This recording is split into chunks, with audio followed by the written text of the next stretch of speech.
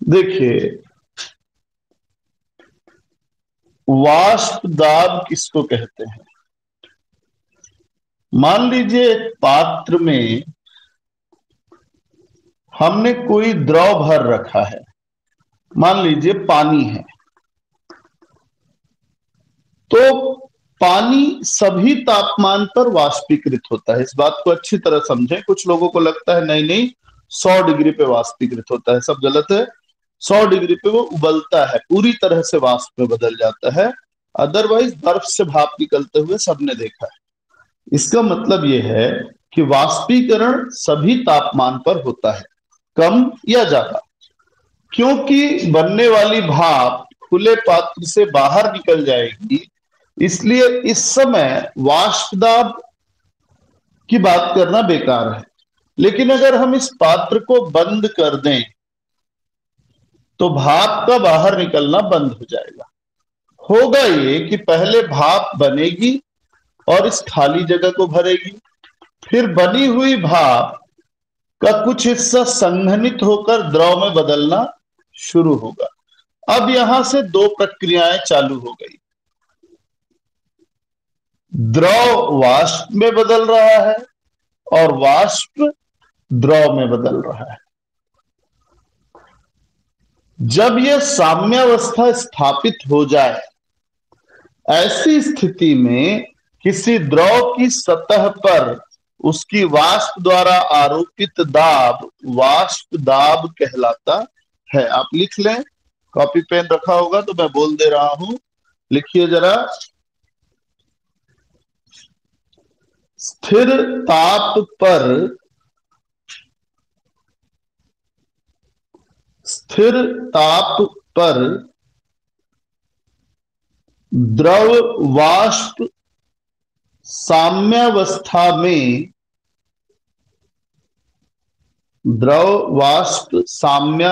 में किसी द्रव की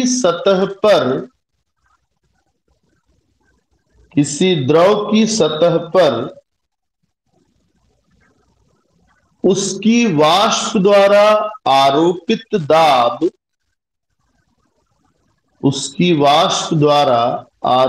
दाब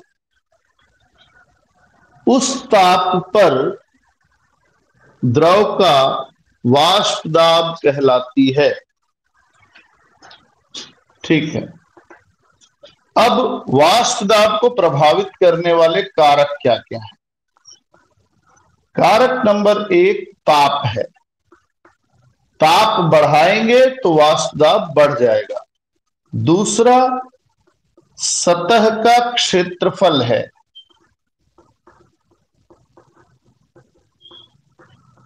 अब ये कैसे?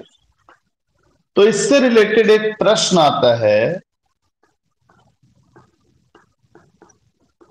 कि अवाष्पशील विलेय युक्त विलयन का वाष्प दाब शुद्ध विलायक के वाष्प दाब से कम होता है।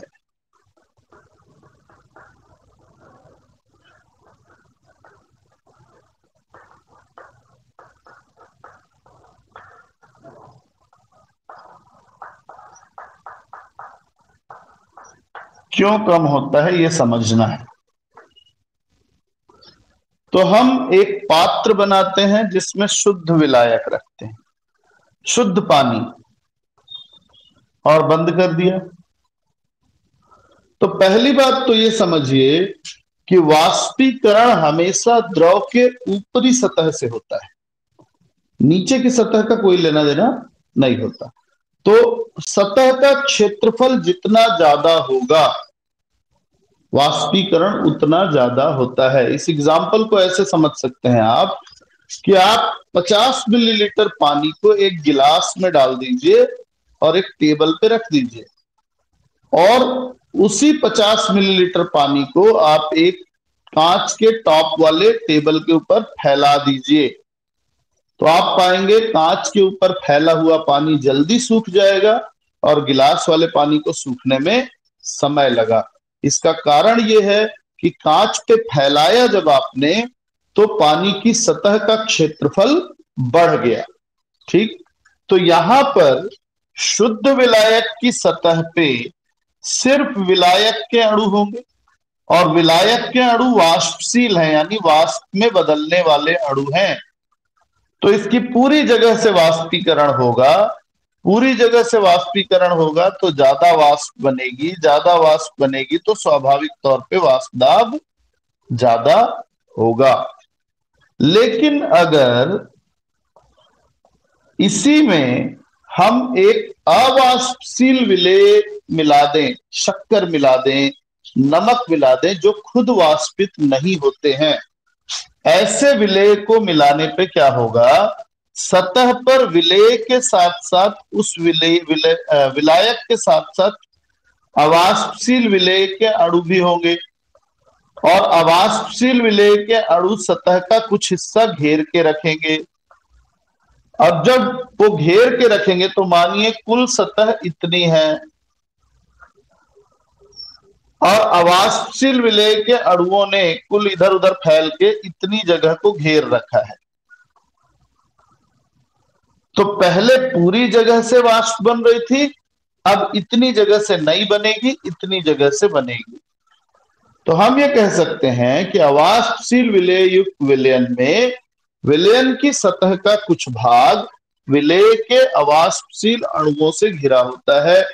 अतः वाष्पीकरण के लिए उपलब्ध क्षेत्रफल का मान पहले की तुलना में कुछ कम हो जाता है, जिससे कम जगह से वाष्प बनती है तो कम वाष्प बनेगी, कम वाष्प बनेगी तो वाष्प दाब भी कम हो जाता है। ये आपका बेसिक आइडिया हुआ। इसके बाद तीसरा कारक इसमें होता है अंतराणुक आकर्षण बल।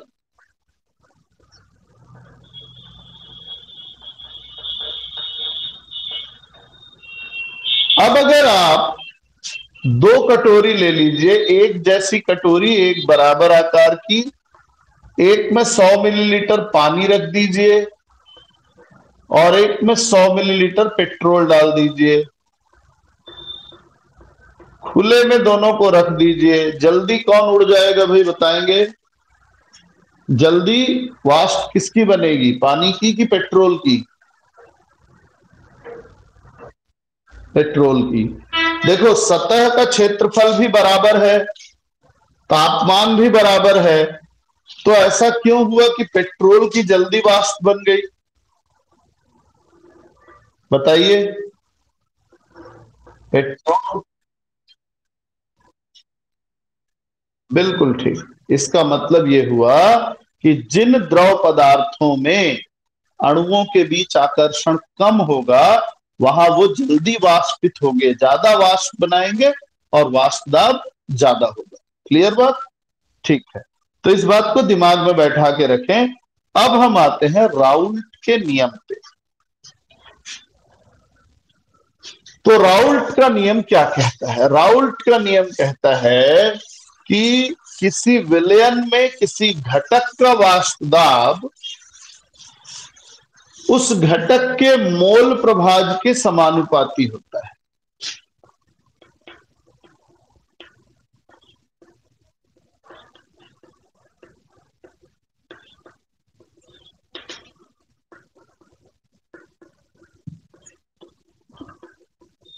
किसी घटक का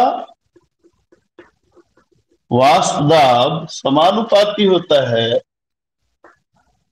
घटक का मोल प्रभाज।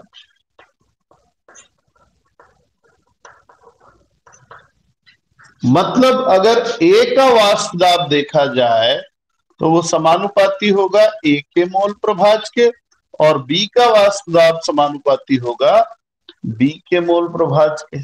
बिल्कुल ठीक। अब आते हैं पहले टाइप के विलयन पे। पहला टाइप का विलयन मतलब ऐसा विलयन जिसमें विलायक तो वाष्प बना रहा है, विलेय वाष्प नहीं बनाता। जैसे शक्कर और पानी का विलयन, तो पानी की भाप बनती है, शक्कर की नहीं बनती। नमक पानी का विलयन, पानी की भाप बनेगी, नमक की भाप नहीं बनेगी।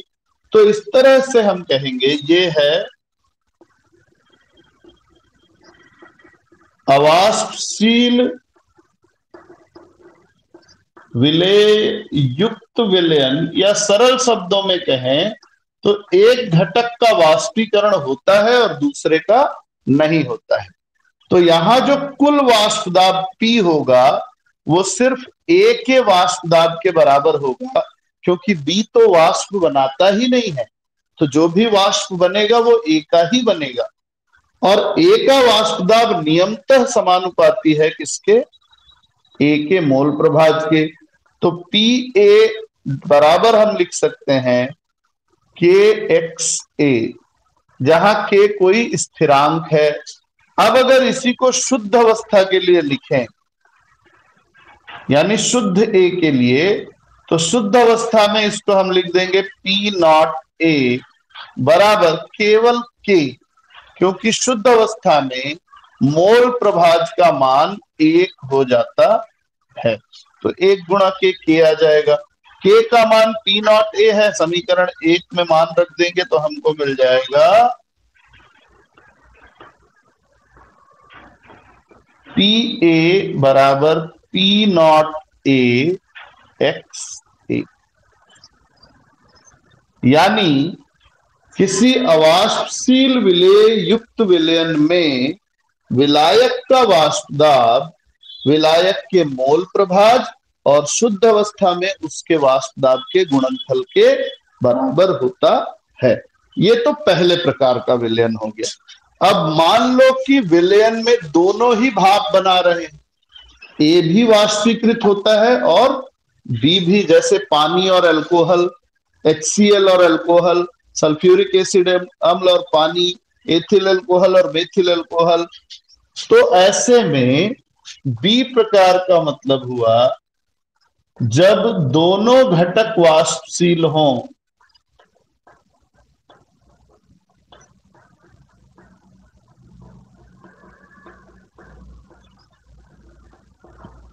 जब दोनों घटक वाष्पशील होंगे तो विलयन का कुल दाब P बराबर होगा PA धन PB के। किंतु अभी अभी हमने पढ़ा कि PA बराबर है P नॉट A एक्स ए के। तो सिमिलरली अतः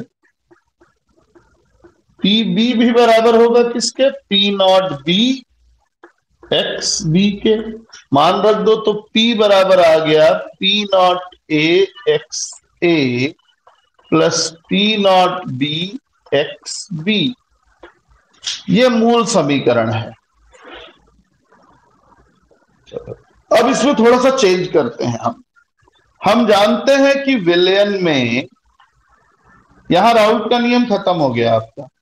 विलयन में एक्स ए धन एक्स बी बराबर होता है ए, तो एक्स बी बराबर हो जाएगा 1 माइनस एक्स ए।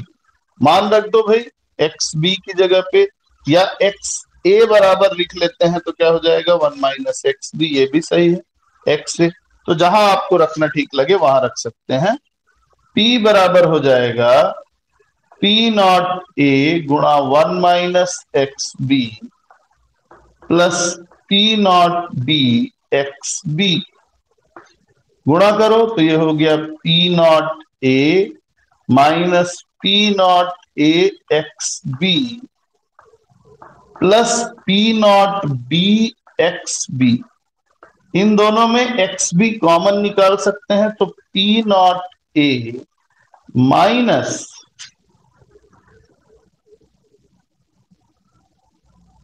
आप माइनस अगर एक्स बी कॉमन निकालेंगे तो आपको मिलेगा ब्रैकेट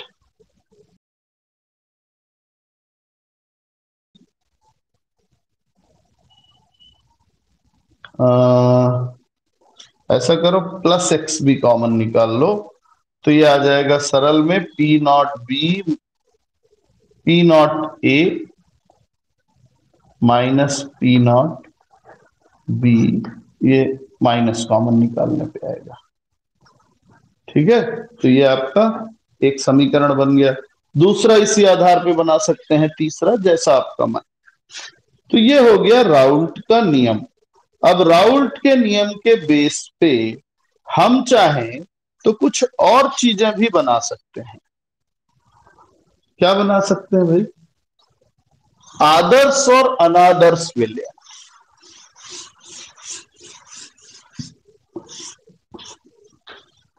तो आइए सबसे पहले डिस्कस करें किसके ऊपर? आदर्श विलयन। आदर्श विलयन जो राउल्ट के नियम का पालन करते हैं।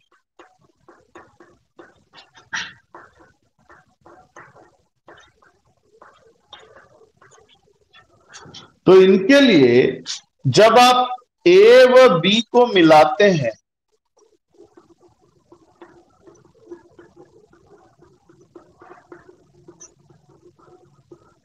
न तो ऊष्मा बाहर निकलती है न अवशोषित होती है, यानी तापमान में कोई परिवर्तन नहीं दिखाई देगा।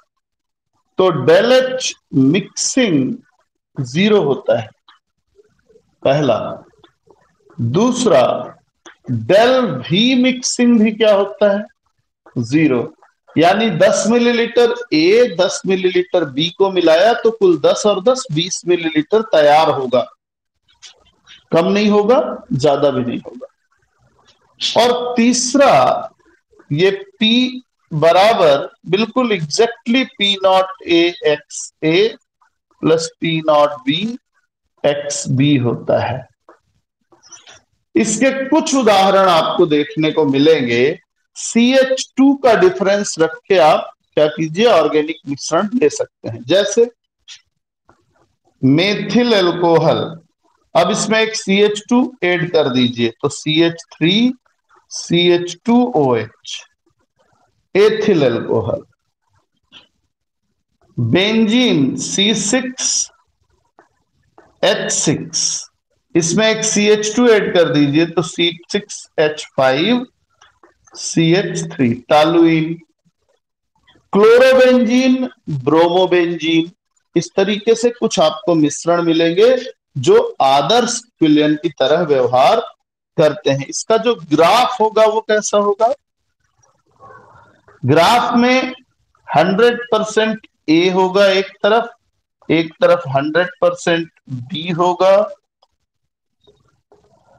ए का मान लो कि वाष्प दाब ज्यादा है शुद्ध अवस्था में, तो जब ए में बी मिलाओगे तो ए का वाष्प दाब घटता जाएगा। और सीधी रेखा, एकदम सीधी रेखा रखना है ना, स्केल से खींचना।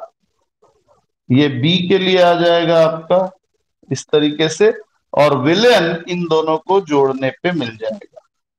तो ये वाली लाइन है पी ए की, जो बराबर होगा P नॉट ए एक्स ए के। ये वाली लाइन होगी पी बी की, जो पी बी बराबर होगा P not B x B. और बीच वाली लाइन विलयन की होगी P की, जो होगा P ए प्लस P बी। ठीक है, तो ये हो गया आपका आदर्श विलयन। अब आते हैं अनादर्श विलयन।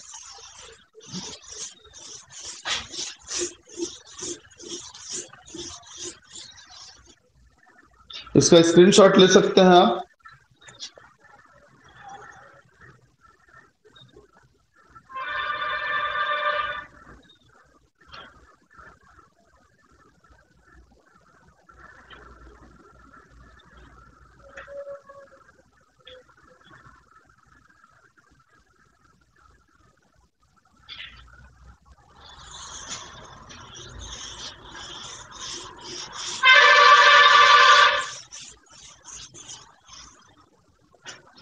तो अनादर्श विलयन किसको कहते हैं? जो राउल्ट के नियम का पालन नहीं करते वो अनादर्श विलयन है। अब अनादर्श विलयन में क्या क्या होता है? सामान्य गुण, अगर ए और बी को मिलाया जाए तो या तो ऊष्मा बाहर निकलेगी या अवशोषित होगी यानी जीरो नहीं होगी। आयतन भी या तो बढ़ जाएगा या तो घट जाएगा, ज्यों का त्यों नहीं रहेगा। और तीसरा, P बराबर कभी भी P not A x A plus P not B x B नहीं होगा, या तो ज्यादा होगा या तो कम होगा। अब यहां मैं आपको बता दूं कि अभी अभी मैंने एक प्रश्न पूछा था कि पेट्रोल जल्दी वाष्प में क्यों बदल गया। तो एक बच्चे ने बताया कि भाई पेट्रोल जल्दी वाष्प में बदल गया क्योंकि उसमें अंतराणु आकर्षण बल कम है। इसी बात को ध्यान रखना कि जब आप ए और बी को मिलाते हैं तो एक नया आकर्षण बल तैयार होता है, ए बी। अगर ए बी का मान ज्यादा है, आकर्षण ज्यादा है, तो वाष्प नहीं बनेगी, ज्यादा नहीं बनेगी। वाष्प कम बनेगी तो वाष्प दाब जितना होना चाहिए उतना नहीं होगा, कम हो जाएगा। तो ये ऋणात्मक विचलन हुआ। अगर आकर्षण कम हो गया तो ए और बी एक दूसरे से ज्यादा मिलेंगे नहीं तो आसानी से वाष्प में बदल जाएंगे। आसानी से वाष्प में बदलेंगे तो वाष्पीकरण ज्यादा होगा और वाष्प दाब भी अधिक प्राप्त होगा, इसलिए ये धनात्मक विचलन दर्शाएंगे। तो हम दोनों ही तरीके को देखते हैं। पहले देखेंगे हम धनात्मक विचलन वाले आदर्श विलयन। तो धनात्मक विचलन वाले आदर्श विलयन में पहला पॉइंट तो यह है कि यहां जो वाष्प दाब हमको मिलता है ऑब्जर्व्ड, वो हमेशा ज्यादा होता है कैलकुलेटेड वाष्प दाब से। यानी कि प्रेक्षित वाष्प दाब का मान हमेशा गणना किए गए वाष्प दाब से अधिक होता है। इसका कारण यह है कि यहां विलेय और विलायक के बीच का अंतराणुक आकर्षण बल इनकी शुद्ध अवस्थाओं के आकर्षण बल से कम होता है। और कम होने के कारण क्या होता है, आकर्षण कम होने से अणु आसानी से एक दूसरे से दूर चले जाते हैं और वाष्प ज्यादा बनती है। तो यहां क्या होता है, यहां कुछ बातें ध्यान रखिए। ए, आकर्षण कम है तो आपस में मिलना मुश्किल है, तो डेल एच सामान्य तौर पे पॉजिटिव होगा। दूसरा, बी, आकर्षण कम है तो ये एक दूसरे के नजदीक ज्यादा नहीं आएंगे, दूर रहेंगे, तो आयतन भी ज्यादा मिलेगा। यानी कि 10-10 मिलीलीटर मिलाया तो 20 की बजाय 21 मिलेगा। ठीक है। और P जो है, ये जो P ऑब्जर्व्ड है, ये हमेशा ज्यादा होगा P not A x A plus P not B x B के। और इसका जो ग्राफ बनेगा वो ऊपर उठता हुआ बनेगा।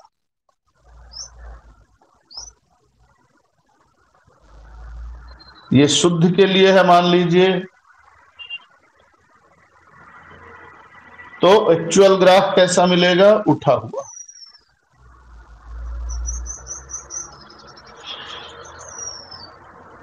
ऐसा है ना। जिसमें उदाहरण आपके पास क्या क्या है, मैं आपको कुछ उदाहरण दे देता हूं। एसिटाल्डिहाइड और कार्बन डाइसल्फाइड, क्लोरोफॉर्म और इथिल अल्कोहल, बेंजीन और एसीटोन, ऐसे विलयन होते हैं। उदाहरण दिया हुआ है। अब आते हैं ऋणात्मक विचलन वाले पे।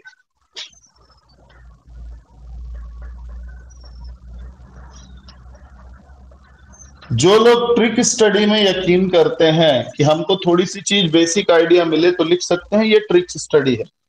हम केवल मूल बातें ध्यान रखते हैं, वाक्य में हम खुद बना देंगे।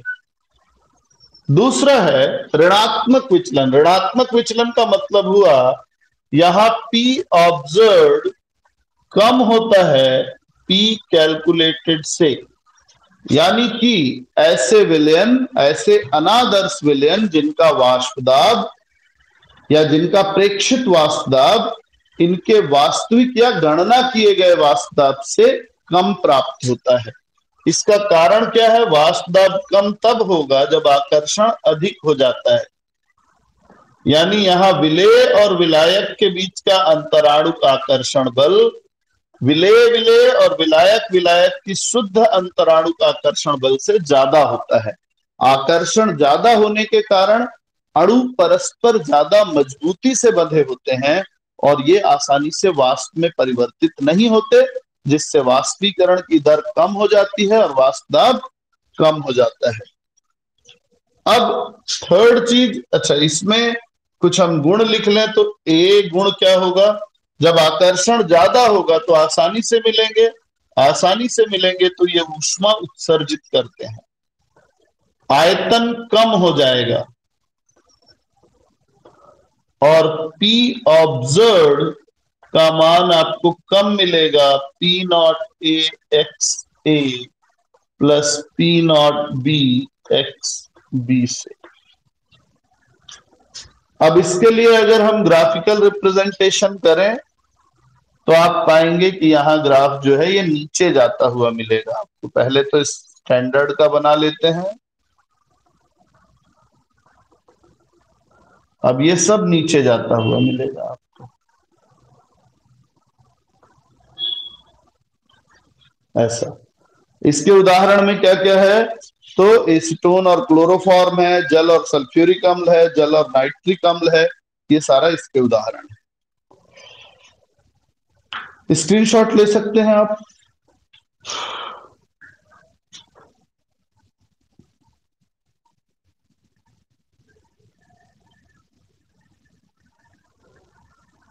ठीक है, अब आते हैं हम एक और बात पे, स्थिर क्वाथी विलयन।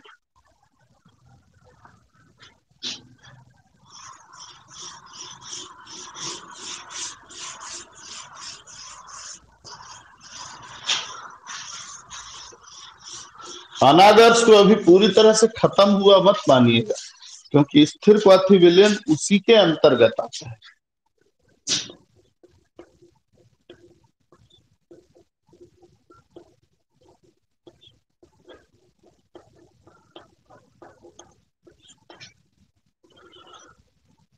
तो स्थिर क्वाथी विलयन का क्या मतलब है, एक उदाहरण लेते हैं। मान लीजिए हमारे पास एक विलयन है जिसमें 50% अल्कोहल है, एथिल अल्कोहल, जिसका क्वथनांक करीब 68 डिग्री के आसपास होता है, एग्जैक्ट नहीं है, और पानी है 50%, जिसका क्वथनांक तो 100 डिग्री होता है, ये हमको पता है। तो हमने 50% एथिल अल्कोहल लिया है, 50% पानी लिया है, तो इसका इस विलयन का क्वथनांक कितना होगा। तो स्वाभाविक है विलयन का क्वथनांक न तो 68 होगा न 100 होगा, कुछ न कुछ निश्चित होगा, मान लो कि 80 डिग्री के आसपास है, एक रफ आइडिया लेते हैं, यानी कुछ न कुछ होगा। अब जब हम इसको गर्म करेंगे तो क्या पानी और अल्कोहल समान मात्रा में भाप बनाएंगे या अलग अलग मात्रा में, बताइए। गर्म करने पे इनकी बनने वाली भाप क्या बराबर होगी या किसी की भाप ज्यादा बनेगी किसी की कम बनेगी,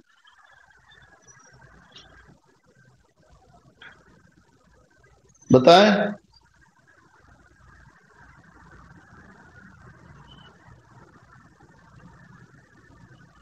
अच्छा, इसमें क्वथनांक किसका कम है भाई, देखिए लिखा हुआ है, बोलिए बोलिए बोलिए, ऐसे चुप रहेंगे तो मेरे समझ में नहीं आएगा। पूजा, मंजुला, कोई भी बेटा, और कौन कौन है, लक्ष्मण, अफसाना, ऋतु, शालिनी, हेम कुमार, शारदा, विजेता, कोई भी बेटा बताएं कि जब हम इसको 80 डिग्री पे गर्म करेंगे तो क्या जितनी भाप पानी की बनेगी उतनी ही भाप अल्कोहल की भी बनेगी या किसी की ज्यादा बनेगी और किसी की कम। मेरी आवाज आ रही है?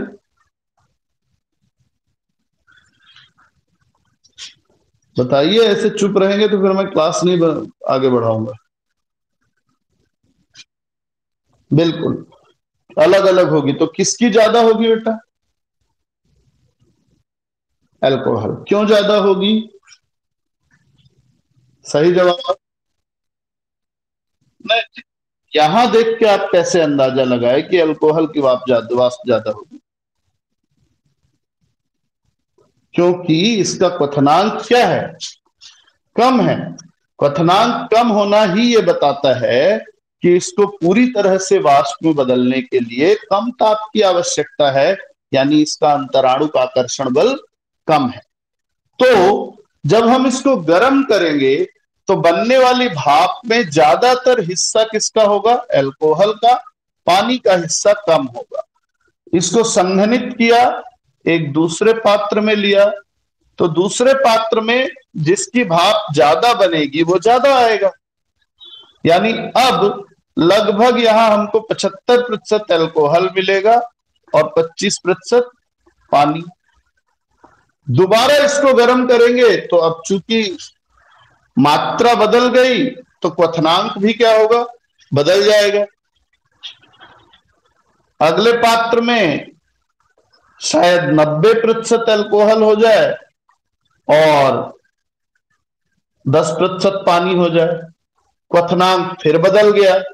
बार बार क्वथनांक बदलता जाएगा, बदलता जाएगा। एक ऐसी स्थिति आएगी कि 96.4 डिग्री या 95.6 डिग्री 6% अल्कोहल और 4.4% पानी रह जाएगा।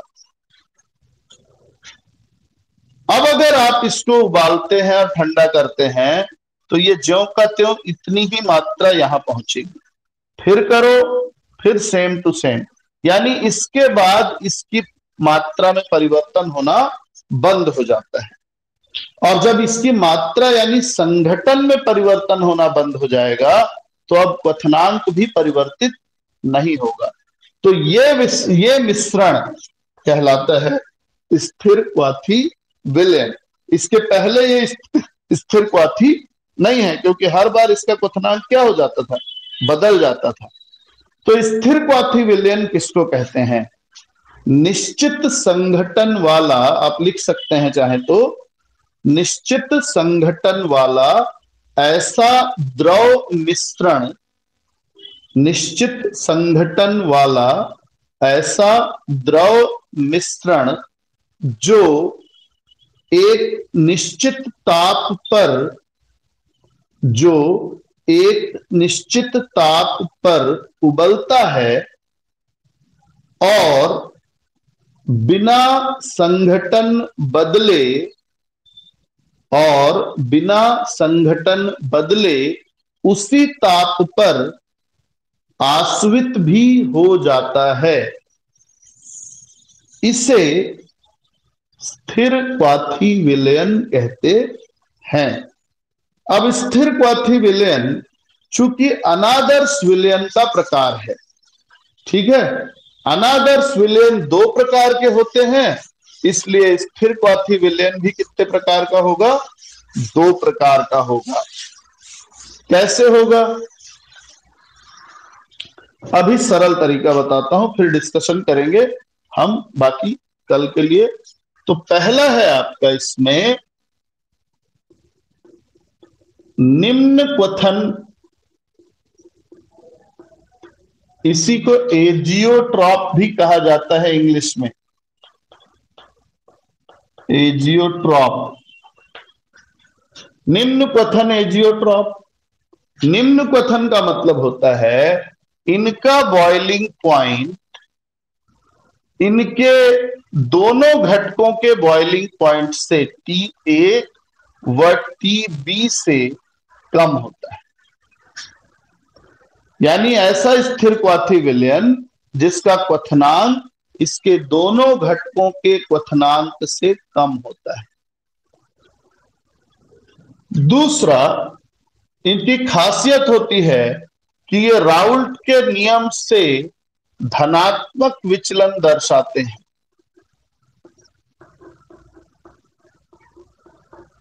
धनात्मक विचलन वाले हैं। तो ये क्या करते हैं? इनका वाष्प दाब ज्यादा होता है, और वाष्प दाब जिनका भी ज्यादा होगा, यानी अंतराणु का आकर्षण बल कम हो गया, तो क्वथनांक क्या हो जाता है, कम हो जाता है। हम इसका डिटेल कल करेंगे। दूसरा है उच्च क्वथन एजियोट्रॉप। उच्च क्वथन का मतलब ऐसे विलयनों का क्वथनांक इनकी शुद्ध अवस्था के क्वथनांक से, इनके घटकों की शुद्ध अवस्था के क्वथनांक से ज्यादा होता है। ये राउल्ट के नियम से ऋणात्मक विचलन प्रदर्शित करते हैं। इसका उदाहरण हम देखेंगे धनात्मक निम्न क्वथन एजियोट्रॉप का, जल और एथिल अल्कोहल।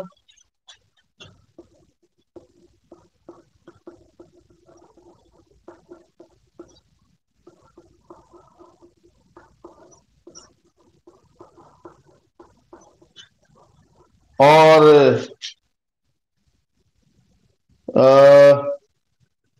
जल और HCl जो है वो हमारा उच्च क्वथन का उदाहरण होगा, जल व HCl तन। तो कल आप इसकी थोड़ी स्टडी करके आइए और मेरे को बताइए कि आपको क्या परेशानी है। कल हम इसको पढ़ेंगे, फिर एक तो नियम है, 2 क्लास और लगेगी कम से कम आपकी, तब ये चैप्टर खत्म होगा। ठीक है, चलिए, किसी को कुछ पूछना है आज के टॉपिक में तो पूछ सकता है।